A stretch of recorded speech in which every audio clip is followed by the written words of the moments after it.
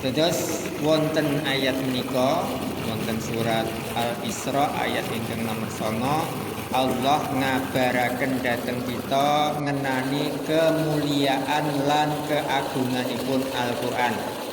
Pilih Al-Qur'an iku mau yahdi lillati hiya aqwam. Nuduhke marang apa kang paling lurus. Nggih menika paling adil, paling dhuwur.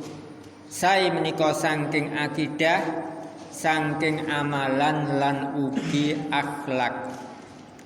Mila sinten kemawon ingkang njupuk pituduh ngamalke pituduh Al-Qur'an yaiku nindakake apa kang wis didhawuhke dikarepke dening Al-Qur'an, mongko tiyang kasbat kagolong tiyang-tiyang ingkang paling sempurna, ingkang paling lurus lan paling entuk hidayah ing dalem sedaya urusanipun.